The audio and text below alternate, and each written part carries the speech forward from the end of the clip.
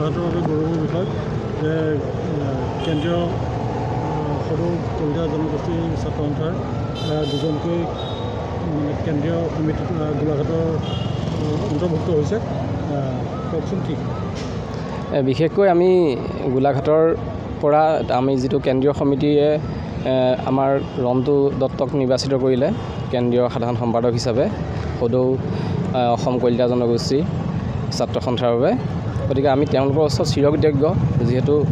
ধৰক ইমানখিনি জিলা আছে তাৰ ভিতৰত আমাৰ জিলাৰ পৰা বিশেষভাৱে এই যুৱকজনক নিৰ্বাচিত কৰা হৈছে আমি নথৈ আনন্দিত হৈছোঁ সেইকাৰণে হয়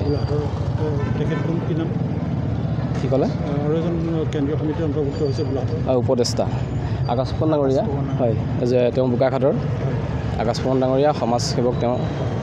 গোলাঘাটৰ পৰা প্ৰতিনিধিত্ব কৰি যিহেতু আপোনালোকৰ প্ৰতিনিধিগৰাকী গোলাঘাটৰ কেনেকুৱা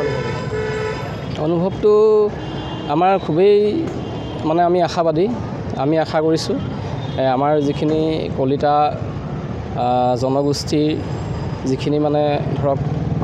অসুবিধাত আমি ভুগি আহিছোঁ অতীজৰ পৰা ৰাজনৈতিকভাৱে শিক্ষা ক্ষেত্ৰতো হওক সাংস্কৃতিক ক্ষেত্ৰতো হওক গতিকে সেই ব্যৱস্থাখিনি যাতে মানে ধৰক উত্তৰণৰ কাৰণে তেওঁলোকে চেষ্টা কৰে আমাৰ কেন্দ্ৰীয় সমিতিখনেই প্ৰধান হ'ব তাৰপিছত জিলা পৰ্যায়ৰ কথা আহি পৰিব গতিকে আমি খুবেই আশাবাদী এই গুৱাহাটীত অনুষ্ঠিত হৈছিলে মৰিয়ম দেৱান কলিতা জনগোষ্ঠীৰ ছাত্ৰ সন্থাৰ সন্মিলনত দুজনকৈ আমাৰ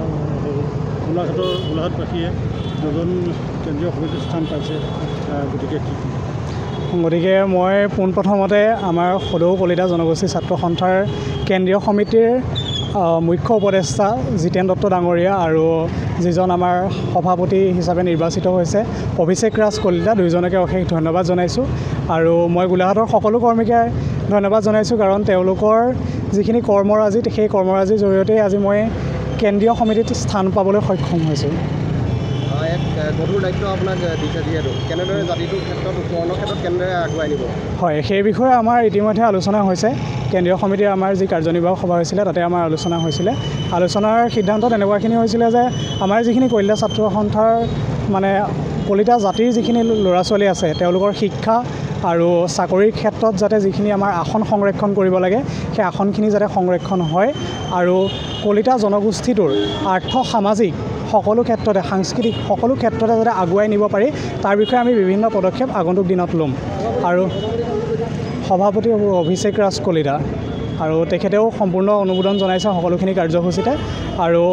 চৰকাৰে আমাৰ দাবীৰ সপক্ষে গৈ পেলাই EWSৰ এটা সুবিধা কৰিছিলে ইকনমিকেলি উইকাৰ ছেকশ্যন যিটো তো কিন্তু সেইটোৰ জৰিয়তে আপোনাৰ বিশেষ এটা সম্প্ৰদায়ৰ মানুহে বিভিন্ন সুবিধা লোৱাৰ কাৰণে আমাৰ যি উচ্চতম ন্যায়ালয় সেই উচ্চতম ন্যায়ালয়ৰ নিৰ্দেশ মৰ্মে সেই ব্যৱস্থা বৰ্তমান স্থগিত হৈ আছে আৰু ইতিমধ্যে আমি চৰকাৰলৈ স্মাৰকপত্ৰ প্ৰেৰণ কৰিছোঁ যাতে সেই EWSৰ জৰিয়তে কলিতা ছাত্ৰ সন্থাৰ বা কলিতা জাতিটোৰ যিখিনি ল'ৰা ছোৱালী আছে তেওঁলোকৰ যাতে সামাজিক আৰু শৈক্ষিক সকলো ক্ষেত্ৰতে যাতে উত্তৰণৰ বাবে কাম কৰে আপোনাৰ কি নাম আৰু কি দায়িত্বত আছে মোৰ নাম হৈছে ৰন্তু দত্ত মই বৰ্তমান সদৌ কলিতা জনগোষ্ঠী ছাত্ৰ সন্থাৰ কেন্দ্ৰীয় সমিতিৰ সাধাৰণ সম্পাদক গোলাঘাটৰ পৰা প্ৰতিনিধিত্ব কৰিছোঁ হয় যিকোনো খবৰৰ বাবে যোগাযোগ কৰক 7099017330 লগতে 7099017110 নম্বৰত